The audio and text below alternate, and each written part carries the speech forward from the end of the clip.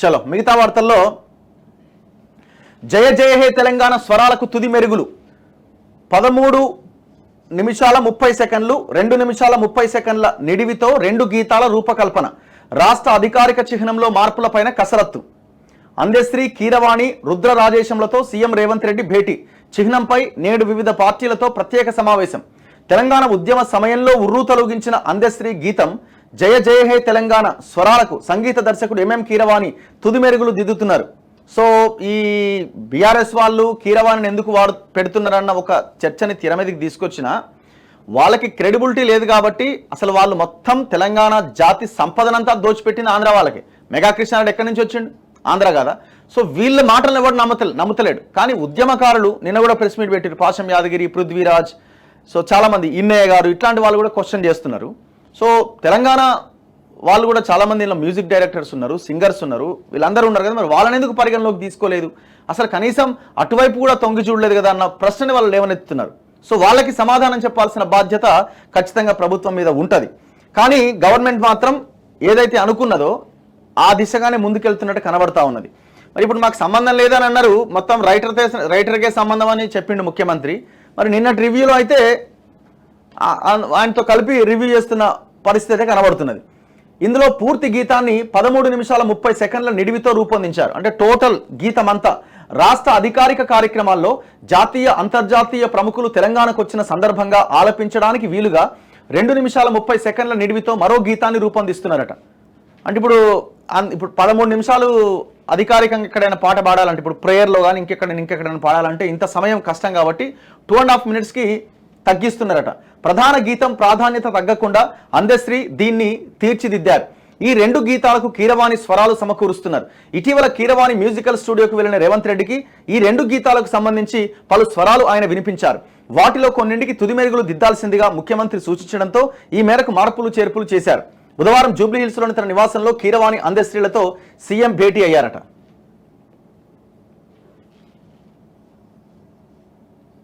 So దీనికంటే ఆంధ్రజ్యోతిలో ఇంకొక వార్త రాసిన, ఇది గీతానికి సంబంధించి ఇది వివాదం ఇంకా నడుస్తూనే ఉంది.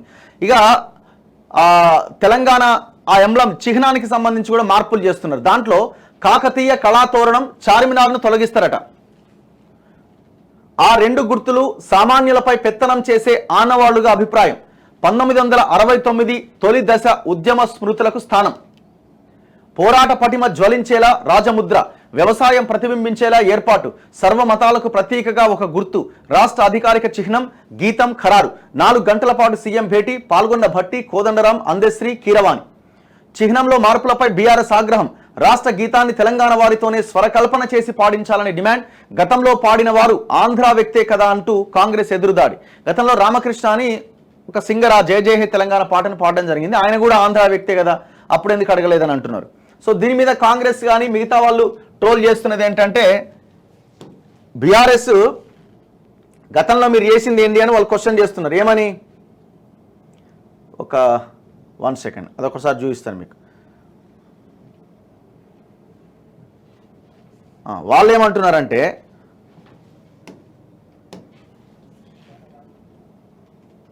ఇక వాళ్ళు ఇది క్వశ్చన్ చేస్తున్నారు. వాళ్ళు అందశ్రీ రాసిన జయ జయ తెలంగాణ గీతానికి ఆస్కార్ అవార్డు అందుకున్న ఎంఎం కీరవాణి సంగీతం అందించడు అస్సలు నచ్చతలేదట ఈ బీఆర్ఎస్ పార్టీలకు.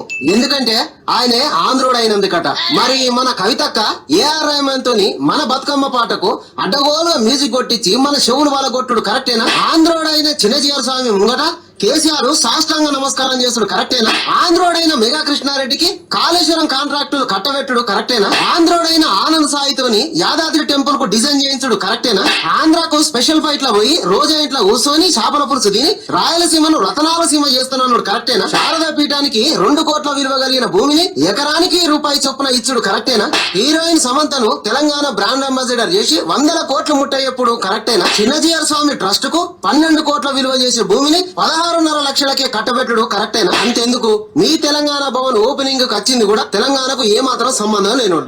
అందశ్రీ రాసిన జయ జయ తెలంగాణ గీతానికి ఆస్కార్ అవార్డు అందుకున్న ఎంఎం కీరవాణి సంగీతం. దీన్ని ఈ రకంగా కాంగ్రెస్ వాళ్ళు క్వశ్చన్ చేస్తా ఉన్నారు.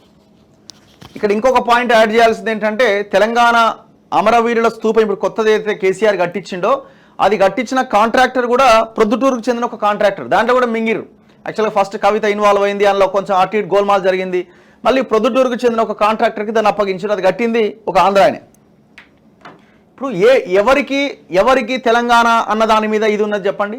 ఇప్పుడున్న పార్టీకి కావచ్చు, బీఆర్ఎస్ కావచ్చు, ఎవరికైనా కావచ్చు, రాజకీయ నాయకులకి వాళ్ళ ముద్ర గవర్నమెంట్ వచ్చిన తర్వాత వాళ్ళ ముద్ర వాళ్ళు ఉండాలని చూసుకుంటున్నారు తప్ప ఇందులో తెలంగాణ ఆత్మ ఉండాలి, తెలంగాణ ఇది ఉండాలి, తెలంగాణ అస్తిత్వం ప్రతిబింబించాలి అన్న ఆలోచన ఎవరు చేయట్లే. ఇప్పుడు ఇది కొంత డిస్కషన్కి దారితీస్తూ ఉన్నది. చిహ్నంలో ముఖ్యంగా కాకతీయ కళాతోరణం చార్మినార్ని తొలగించాలని ప్రయత్నం చేస్తున్నారట. తెలంగాణ రాష్ట్ర అధికారిక చిహ్నం ఖరారైంది, రాష్ట్ర గీతం రూపకల్పన పూర్తయింది. ఈ రెండు అంశాలపైన బుధవారం ముఖ్యమంత్రి రేవంత్ రెడ్డి సుదీర్ఘ కసరత్తు చేశారు. ఉప ముఖ్యమంత్రి భట్టి విక్రమార్క, మంత్రి జూపల్లి కృష్ణారావు, ప్రొఫెసర్ కోదండరాం, రాష్ట్ర చిహ్నాన్ని రూపొందిస్తున్న రుద్ర రాజేశం తదితరులతో సమావేశమై చర్చించారు. ప్రస్తుతం ఉన్న చిహ్నంలో పలు మార్పులు చేయాలని నిర్ణయించారు. ఇందులో భాగంగా ప్రస్తుత చిహ్నంలోని కాకతీయ కళాతోరణం, చార్మినార్ గుర్తులను తొలగించారు. కాకతీయుల కాలం అనగానే తెలంగాణ ప్రజలకు సమ్మక్క సారలమ్మ దేవతలే గుర్తుకొస్తారని, కాకతీయులతోనే సమ్మక్క సారలమ్మలు పోరాడారనే అభిప్రాయం ఈ సమావేశంలో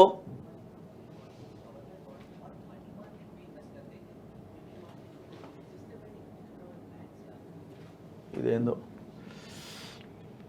1 సెకండ్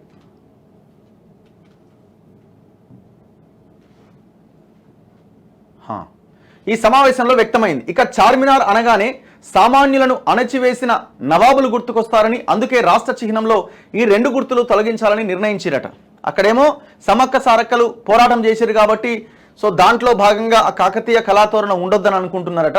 రెండోది చార్మినార్ అనగానే ఇది నవాబులు గుర్తుకొస్తారు దీన్ని చూడంగానే, అందుకే దాన్ని ఉండొద్దని అనుకుంటున్నారట. అదే సమయంలో కొన్ని కొత్త అంశాలను చిహ్నంలో చేర్చబోతున్నారట. తెలంగాణ ప్రత్యేక రాష్ట్రం కోసం 1969లో తొలి దశ ఉద్యమం జరిగిందని, నిజానికి తెలంగాణ అనే భావానికి తొలి దశ ఉద్యమమే బీజమని, కానీ ఆ ఉద్యమ స్ఫురణకు ఆనవాళ్లు ప్రస్తుత చిహ్నంలో కనిపించట్లేదని ఈ సమావేశంలో అభిప్రాయపడ్డారట. మరి ఇదే సమావేశంలో 1969లో 369 మంది చనిపోయారు. మలిదశ ఉద్యమంలో 1200 మంది చనిపోయారు. మొత్తం 1569 మంది లెక్క చాలా క్లియర్గా మన ముందు ఉన్నది, కలెక్టరేట్ ఆఫీసులో క్లియర్గా ఉన్నది. మరి వాళ్ళకి పోయినసారి కేసీఆరే మోసం చేసిండు. వాళ్ళని 10 సంవత్సరాలుగా 400 మందికో 500 మందికో అటెండర్ ఉద్యోగాలు ఇచ్చి మిగతా వాళ్ళని గాలికి వదిలేసిండు. మరి వాళ్ళని పట్టించుకోవాలన్న ఆలోచన కనీసం ఉందా? నిన్న పాషం యాదవ్ గారు చెప్తున్నారు, ఈ 1969 మూమెంట్ అనగానే ఫస్ట్ గుర్తుకొచ్చేది సికింద్రాబాద్ క్లాక్ టవర్. ఆ క్లాక్ టవర్ కట్టిన సిన్హా అనే వ్యక్తి ఇప్పుడు 92 ఏండ్లు వచ్చినాయి, ఆయన మంచం మీద ఉన్నాడు, వాళ్ళ భార్య వైద్యం కోసం ఎదురు చూస్తున్నది అని నిన్న మొన్న మాట్లాడుతూ ఉన్నారు. మరి ఆ కుటుంబం గురించి ఏమైనా పట్టించుకునే ప్రయత్నం చేసినారా? గన్ పార్క్ కట్టిన యాదగిరి గారి కుటుంబం గురించి ఏమైనా పట్టించుకునే ప్రయత్నం చేసినారా? మేము ఎలక్షన్స్కి ముందు తెలంగాణ అమరవీరుల కుటుంబాల దగ్గరికి నేను పృథ్వీరాజ్ గారు వెళ్ళి వాళ్ళని కలిసి వాళ్ళ బాధని వీడియోల రూపంలో చెప్పే ప్రయత్నం చేసినాం. అందరినీ కలవలేదు, కొన్ని కుటుంబాలను టచ్ చేసినాం. మరి వాళ్ళ గురించి ఎవరైనా ఆలోచించినారా? కనీసము ఆ ఇంట్లో పెద్ద మనిషి చనిపోయినప్పుడు ఆ పిల్లలు నెలల పిల్లలు అంటే 2 సంవత్సరాలు 3 ఏళ్ళ పసిగుడ్డులుగా ఉన్నారు. ఆ చిన్న వయసులో ఉన్న భార్యల పిల్లల్ని ఎత్తుకొని ఆ తండ్రి చనిపోతే, ఆ ఇంట్లో పెద్ద మనిషి చనిపోతే ఏమైనా సహాయం దొరుకుతుందేమని ఎదురు చూసారు. తెలంగాణ వచ్చింది 10 ఏళ్ళు అయింది, వాళ్ళు ఇంకా అట్లనే ఉన్నారు. ఆ పిల్లలకి కనీసం విద్య లేదు, కార్లు దూడ్చుకుంటా లేకపోతే ఇంకో పని చేసుకుంటా బతుకుతా ఉన్నారు వాళ్ళు. మరి ఇట్లాంటి కుటుంబాల గురించి వాళ్ళకి ఇల్లు ఉందా, వైద్యం ఉందా, విద్య ఉందా, ఎట్లా ఉన్నారనే ఆలోచన మీరు చేయాలి కదా. ఈ తోరణాలతోటి లేకపోతే ఈ చిహ్నాలతోటి వాళ్ళకి ఏదో ఇది దీనివల్ల కాదు, ఫస్ట్ ఆ కుటుంబాలను ఆదుకోండి. అందుకే నాటి ఉద్యమ స్మృతులను ప్రతిబింబించేలా రాష్ట్ర చిహ్నం ఉండాలని నిర్ణయించారు. అదేవిధంగా సర్వమతాలకు చిహ్నంలో ప్రాధాన్యం కల్పించారు. తెలంగాణ ప్రజల ప్రధాన వృత్తి వ్యవసాయం, ప్రజల జీవనాధారం పాడి పంటలు అయినందున చిహ్నంలో రైతాంగం ప్రతిబింబించేలా కూడా ఉండాలనే అభిప్రాయం వ్యక్తమైంది. దాంతో దీన్ని కూడా చేర్చాలని నిర్ణయించారు. ఇక దేశానికి గర్వకారణమైన అశోక చక్రాన్ని యథాతథంగా ఉంచాలని నిర్ణయించారు. ఈ సమావేశంలో ప్రభుత్వ సలహాదారు వేం నరేందర్ రెడ్డి, ఎమ్మెల్యేలు ఎన్ఎం శ్రీనివాసరెడ్డి, రామచంద్రు నాయక్, గండ సత్యనారాయణ, శాసనమండలి సభ్యుడు TPCC working president Mahesh Kumar Goud, మాజీ ఎమ్మెల్యే సంపత్ కుమార్, కాంగ్రెస్ పార్టీ నాయకుడు బలరాం నాయక్ పాల్గొన్నారు. రాజముద్రపై రగడ, తెలంగాణ రాష్ట్ర అధికారిక చిహ్నంలో మార్పులు, రాష్ట్ర గీతం ఆవిష్కరణపై రగడ మొదలైంది. అధికార కాంగ్రెస్, బీఆర్ఎస్ పార్టీల మధ్య మాటల తూటాలు పేలుతున్నాయి. రాష్ట్ర చిహ్నంలో ప్రజల ఆలోచనలు, ఉద్యమకారుల ఆకాంక్షలకు అనుగుణంగా మార్పులు చేర్పులు చేస్తామని ముఖ్యమంత్రి రేవంత్ రెడ్డి ఇదివరకే ప్రకటించారు. ఆ మేరకు పలు మార్పులు చేస్తూ తాజాగా నిర్ణయం తీసుకున్నారు. అయితే రాష్ట్ర చిహ్నంలో మార్పులు చేసినా, తెలంగాణ గీతాన్ని ఆంధ్రాకు చెందిన సంగీత దర్శకునితో స్వరకల్పన చేయించినా సహించేది లేదని బీఆర్ఎస్ నేతలు హెచ్చరిస్తున్నారు. బీఆర్ఎస్ వాళ్ళకి కనీసం దాని గురించి మాట్లాడిన నైతిక అర్హతను కోల్పోయారు. కాకపోతే మీరు చెప్పేది ఎవరు నమ్మతలేడు. మీరు చెప్పే దాంట్లో ఎవరు దాన్ని తీసుకుంటలేరు. తెలంగాణ ఉద్యమకారులు ఎవరైతే మాట్లాడుతున్నారో వాళ్ళ వర్షాన్ని పరిగణలోకి తీసుకుంటున్నారు. మీరు చెప్పేది వాళ్ళు చెప్పేది ఒకటే కావచ్చు, కానీ మీకు క్రెడిబిలిటీ లేదు. లాస్ట్ 10 yearsలో అదే ఆంధ్ర వాళ్ళని వెంట పెట్టుకొని తిరిగిన బ్యాచ్ మీదంతా. ఎవరండి మెగాకృష్ణారెడ్డి? ఎక్కడి నుంచి వచ్చిండు? వందల వేల లక్షల కోట్ల సంపాదన ఎవరికి దోచిపెట్టినారు? చెప్పండి సమాధానం. చిహ్నంలో కాకతీయ కళాతోరణం గుర్తును తొలగించడాన్ని వ్యతిరేకిస్తూ బీఆర్ఎస్ మాజీ ఎంపీ వినోద్ కుమార్ తదితరులు వరంగల్లో నిరసనకు దిగారు. ఓరుగల్లు పౌరుషమేంటో చూపిస్తామన్నారు. ఇక అందశ్రీ రాసిన జయ జయ హే తెలంగాణ జననీ జయకేతన గీతాన్ని తెలంగాణ వారితోనే స్వరకల్పన చేసి పాడించాలని బీఆర్ఎస్ నేతలు డిమాండ్ చేస్తున్నారు. అయితే బీఆర్ఎస్ విమర్శలపై కాంగ్రెస్ ఎదురుదాడి ప్రారంభించింది. 2004లో తొలిసారిగా ఈ పాటను గాయకుడు రామకృష్ణతో కేసీఆర్ రికార్డ్ చేయించారని, రామకృష్ణ ఆంధ్రాకు చెందిన వ్యక్తే కదా అని కాంగ్రెస్ నేతలు ప్రశ్నిస్తున్నారు. అంతేకాకుండా యాదగిరిగుట్ట పునరుద్ధరణ పనులను ఆర్ట్ డైరెక్టర్ ఆనంద సాయికి అప్పగించారు. ఆయన కూడా ఆంధ్ర ప్రాంతానికి చెందినవారే కదా. సచివాలయ నిర్మాణ పనులను కూడా మధ్యప్రదేశ్కు చెందిన కాంట్రాక్ట్ కంపెనీకి అప్పగించారు. కాళేశ్వరం ప్రాజెక్టు నిర్మాణ పనులు కూడా వేరే ప్రాంతానికి చెందిన కాంట్రాక్టర్తో చేయించారు అని కాంగ్రెస్ నేతలు తిప్పికొడుతున్నారు. పాట రికార్డ్ అయ్యాక చివరలో ఈ రాద్ధాంతం చేయడం ఏంటని వాళ్ళు ప్రశ్నిస్తున్నారట. ఇక నిన్న బీఆర్ఎస్ నేతలంతా కాకతీయ కళాతోరణం వద్ద ఆందోళనకు దిగినారు. సో ఇట్లా ఇదంతా నడుస్తూ ఉన్నది. ఒక్కసారి ఎవరికి ఫోన్ చేద్దాం? ఈ కాకతీయ సామ్రాజ్యము వీటి గురించిన విశారదన్ గారికి ఒకసారి ఫోన్ చేసే ప్రయత్నం చేద్దాం. ఐ థింక్ ఆయన కొంత సబ్జెక్టు, అసలు ఈ నిర్ణయాన్ని వీళ్ళు ఎట్లా చూస్తున్నారు అన్నది.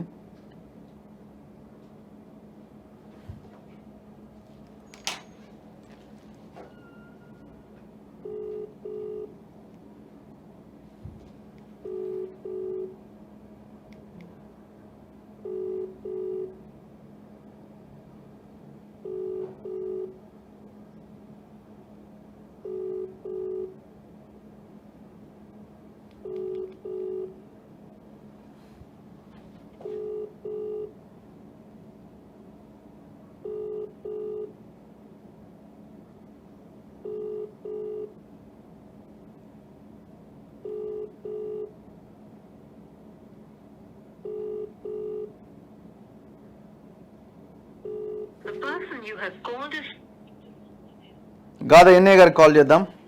ఈయన విశారదన్ గారు లిఫ్ట్ చేయట్లేదు.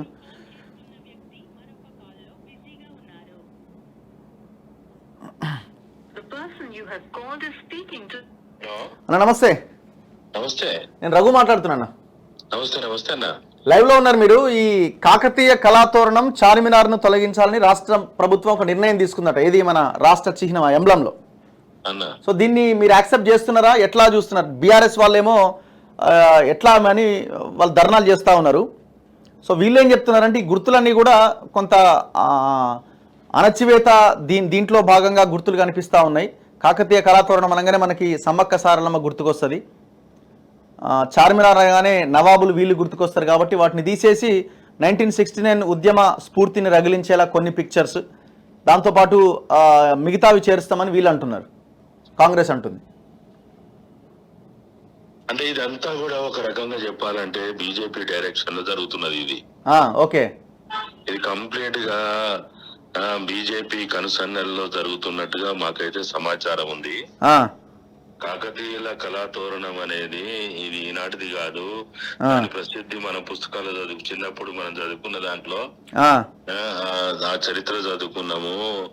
లేకపోతే దానికి సంబంధించినటువంటి ప్రఖ్యాతగాంచినటువంటి చెరువులు, ముఖ్యంగా కాకతీయుల పాలన అంటే మనకు గుర్తొచ్చేది చెరువులు. తెలంగాణ అంటేనే చెరువులు. ఓకే, తెలంగాణ సంపద అంటేనే చెరువుల సంపద. చెరువులు, కుంటలు, కాలువలు ఇవి మన సంపద.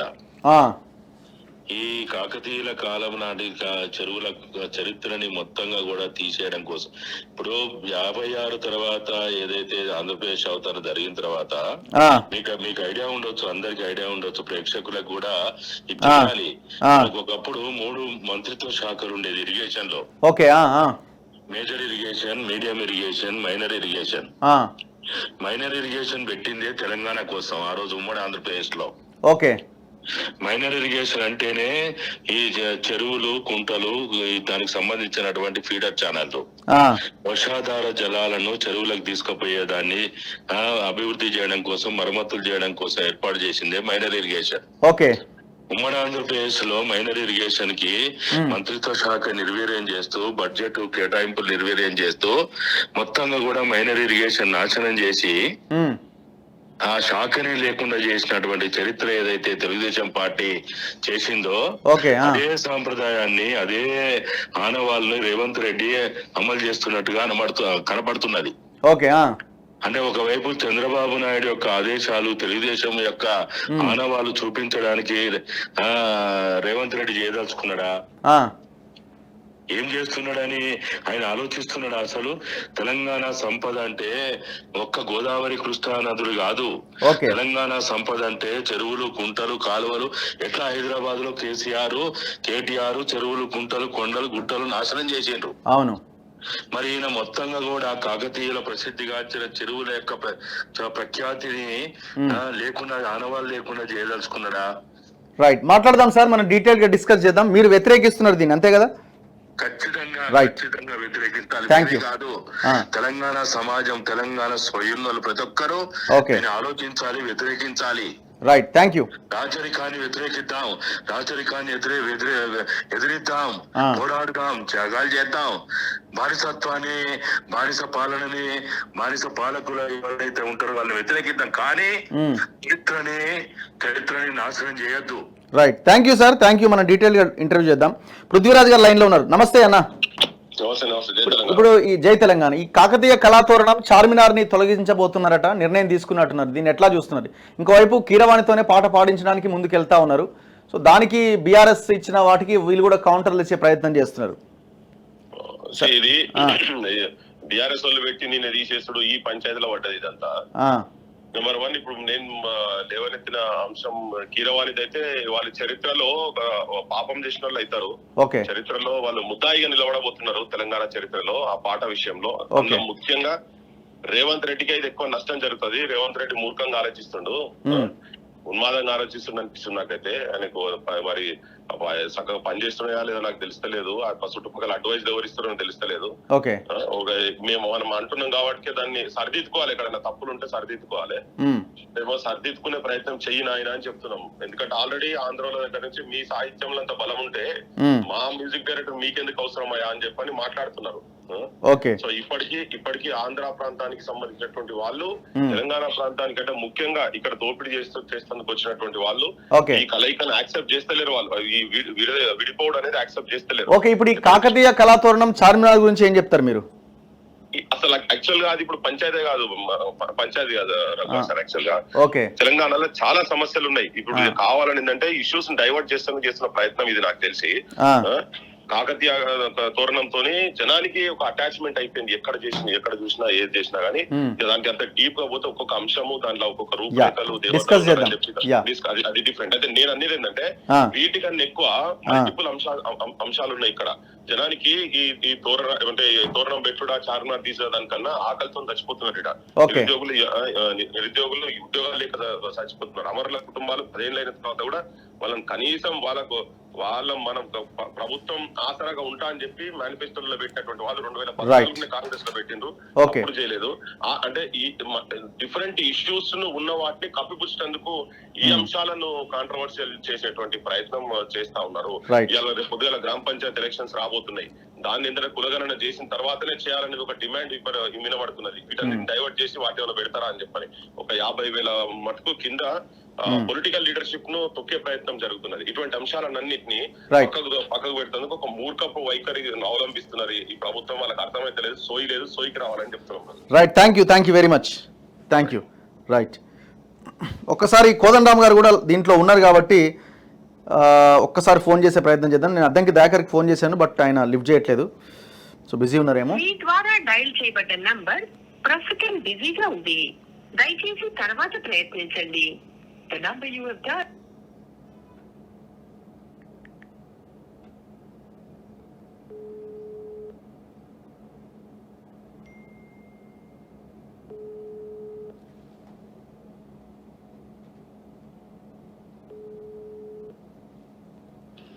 హలో రాఘు, దయాకర్ గారు నమస్తే, మీరు లైవ్లో ఉన్నారు. ఓకే. యా, ఇప్పుడు మీరు పాటని కీరవాణితోనే పాడించడానికి ముందుకెళ్తున్నట్టు కనబడుతున్నది ఒకటోది. రెండోది, ఈ కాకతీయ కళాతోరణాన్ని చార్మినార్ని ఎట్లా తొలగిస్తారని క్వశ్చన్ చేస్తున్నారు. ఈ రెండు అంశాల మీద క్లారిటీ ఉందా? క్లారిటీ ఇస్తారా? కీరవాణితో పాడించడం కాదు, కీరవాణి గారు మ్యూజిక్ చేస్తున్నారు, అయిపోయినది పాట. ఓకే, డిస్క్రిప్షన్ ఆఫ్ అందశ్రీ గారు, ఎందుకంటే ఆయన పాట ఆయన చేసి రాష్ట్ర ప్రభుత్వానికి ఇస్తాడు, దాన్నే పెడతాం. రెండవ చిహ్న విషయంలో డిఫరెన్స్ ఆఫ్ ఒపీనియన్ ఉన్నాయి. ఈ రోజు మిత్రపక్షాలతో కూడా సెక్రటరీతో మీటింగ్ ఉంటుంది, దాని తర్వాత ఒక కొలిక్ వస్తుంది. అంటే మీరు అంటే చేసేసినట్టుగా స్టేట్మెంట్సే వచ్చినాయి పేపర్స్లో, వాటిని రెండింటిని తొలగిస్తున్నారని. ఎవరు ఇచ్చిండ్రు? ఆంధ్రజ్యోతిలో అదే వార్త ఉంది, ఈనాడులో ఉంది, క్వశ్చన్ మార్క్ ఎక్కడ లేదు. ఇచ్చింది ఎవరు? ఓకే, అఫీషియల్ గా వచ్చినాకనే దాని మీద మనం చర్చించాలి. ఓకే, వచ్చింది ఏది అనే దాని మీద కూడా పబ్లిక్ డొమైన్ కి వస్తుంది కదా. ఆ రోజు కూడా ఎవరు కూడా దాన్ని వ్యతిరేకించారు. మళ్ళీ ఇప్పుడు మాట్లాడుతున్న నోరులు ఏవి కూడా రేపు కిక్కు మనం ఎందుకు వాళ్ళు ఆ ఊహలతో ఉన్నారో, వాళ్ళ మాదిరిగా ప్రజలను పట్టించుకోకుండా, లేకపోతే ప్రజాభిప్రాయాలు లేకుండా ఇష్టానుసారంగా వ్యక్తం కాకుండా దీన్ని చూస్తే మీకు అందరికి అర్థమవుతుంది ఎందుక. ఇప్పుడు ఈ కాకతీయ కళాతోరణం ఎట్లా తీస్తారు? ఇప్పుడు అదే కాకతీయ కళాతోరణం ముందు బీఆర్ఎస్ ధర్నా చేసింది నిన్న. ఇది ఇది ఇది చార్మినార్ ముందు కూడా చేయమనండి. రేపు ఆ చిహ్నం వచ్చిన తర్వాత వాళ్ళు ఒక్కళ్ళు మాట్లాడతారు. అసలు అది ఉంటుందా, తీసేస్తున్నారా? తర్వాత ఇప్పుడు ఉంటుందా ఉండదా అని మనం ఫైనల్ కాకముందు చెప్పలేము రాకారు. ఓకే, అంటే మీరు డిస్కషన్ లో ఉన్నారు కదా, జస్ట్ ఒపీనియన్స్ ఏ నడిచినా, డిస్కషన్ అంటే క్లారిటీ వచ్చిందా అని? ఇప్పుడు మనము క్యాబినెట్ కాదు, ఇప్పుడు అది only it's a preparation. We're not the ultimate decision makers. CM గారు కూడా డిప్యూటీ సీఎం గారిని పిలుచుకొని ఈ అంశంలో మనం రేపు మన మిత్రపక్షాలకు, ఇతర పెద్దలకు, కాంగ్రెస్ పెద్దలకు అందరితో కన్సల్టేషన్ తీసుకున్న తర్వాత ఓకే, అటు తర్వాత ఇప్పుడు మీరు చూసేది అంతా కూడా ఏదో వీళ్ళు ఊహించేవి కూడా కావచ్చు. ఓకే, ఎవరు సోకాళ్ళు ఎల్లే మల్లయ్యలు అంటారు కదా, వాళ్ళందరూ పాట కూడా విన్న తర్వాత తెలుస్తుంది పాట ఎట్లొచ్చింది. ఇప్పుడు పాట కీరవాణి గారు ఓన్లీ ఫర్ మ్యూజిక్ అండి? అంతే కదా, ఆయన పాట పాడతాడా? ఓకే, మేజర్ సింగర్ అనుకున్నారు. వేరే శంకర్ మహాదేవ్ అని, లేదంటే ఆయన ఆప్షన్స్ లో సుఖ్వీందర్ సింగ్ అనుకున్నాడు. వాళ్ళు అక్కడికి రండి, మీరు ఆడవాడండి, ఇక్కడ వాడండి అని అంటుండేసరికి ఆయనకు కూడా అందశ్రీ గారికి ఇష్టం అనిపించలేదు. మరి ఎవరితో పాడిస్తున్నారు అది కూడా త్వరలో తెలుస్తుంది. ఎందుకంటే ఏ గాత్రాన్ని తీసుకుంటారు, దాని దగ్గర 2-3 టెస్టులు ఉన్నాయి. ఓకే, అవి తీసుకుంటారు. అది అప్ టు అందశ్రీ గారి వరకే పరిమితమై ఉంటుంది. దాన్ని రేవంత్ రెడ్డి గారికి, ప్రభుత్వానికి పెట్టకండి. ఎందుకంటే ప్రభుత్వం ఒక కవికి, ఆయన కవి పాటను రాష్ట్రానికి అంకితం చేసే పనిలో వారిని గౌరవించింది. ఓకే, వారి యొక్క అభిప్రాయాల మేరకు ఆయన ప్రాణ ప్రతిష్ఠ ఆ పాటకి ఎట్లా చేస్తారనేది గతంలోనే రామకృష్ణ గారితో చేసింది. ఓకే, విన్నారా? ఆ రోజు వీళ్ళు ఆంధ్ర మన గాయకుడు అని చెప్పి ఎవరు వ్యతిరేకించలేదుగా తెలంగాణ పాట అని. తర్వాత వాళ్ళు బతుకమ్మ కూడా ఏఆర్ రెహమాన్ పట్టుకొచ్చింది, గౌతమ్ మీనంతో డైరెక్షన్ చేయించింది. మరి అప్పుడు తెలంగాణ ఆత్మగౌరవం ఎటుపోయిందో నాకు అర్థం కాదు. అంటే ఏంటి, కీరవాణి ఆస్కార్ అవార్డు విశ్వ సంగీత దర్శకుడు అయింది. ఇప్పుడు ఆయన తెలుగు ఆయన్ని మిగతా చర్చలన్నీ కూడా మిత్రులు చేస్తున్నారు. తెలంగాణలో కళాకారులకు కొదవలేదు, కళాకారుల టాలెంట్ కూడా కించిత్ మనం ఎక్కడ కూడా తగ్గించేలాగా మాట్లాడదు. తెలంగాణ విశ్వవ్యాప్తమైన పాటలు ఉన్నాయి ఎన్నో ఇక్కడి నుంచి. కానీ అందశ్రీ గారి ఆలోచనను మీరెవరు నేనెవరు కాదని, కానీ ఆయన పాటకు ఎవరు ఉండాలనుకుని 1.5 year బ్యాక్ అనుకుంటా నాకు తెలుసు. వారు అప్పుడు ముఖ్యమంత్రి కాలేదు రేవంత్ రెడ్డి గారు, కాంగ్రెస్ పార్టీ అధికారంలోకి రాలేదు. మీ పార్టీ అధికారంలోకి వస్తుంది, ఓకే, పార్టీకి అధికారంలోకి వస్తే రాష్ట్ర Thank you. చేయండి, నాకు కీరవాణి గారు కావాలని అన్నారు. Right sir, thank you. మనం డీటెయిల్గా డిస్కస్ చేద్దాం ఇంటర్వ్యూలో. Thank you very much. Thank you. So ఇంకా డెసిషన్ అయితే జరగలేదు. నిర్ణయం వెలువడ్డ తర్వాత అందరూ నోట్లు మూసుకుంటారు అనేది అద్దంకి దయాకర్ చెప్తున్నారు. నేను ఆయన మీటింగ్లో ఉన్నాడు, సో నేను ఇస్తున్న క్లారిటీ అయితే ఇది అంటున్నారు. సో డెసిషన్ అయితే జరగలేదు అంటున్నారు, కానీ ఇక్కడ వీళ్ళంతా నిర్ణయం జరిగిపోయినట్టుగా అయితే పెడుతున్నారు. ఏదేమైనా తీసుకునే నిర్ణయాలు ప్రజలకు అనుకూలంగా ఉండాల్సిన అవసరం ఉందన్నది మనం చెప్పే మాట. అసలు ఇదన్నీ తర్వాతనే, ఈ చిహ్నాలు ఇవన్నీ కథ తర్వాత. జనాలు సస్తున్నారు, రైతులు, విద్యార్థులు, నిరుద్యోగులు, ఈ అంశాల మీద ప్రధానంగా ఫోకస్ చేయండి. చాలా అంశాలు ఉన్నాయి.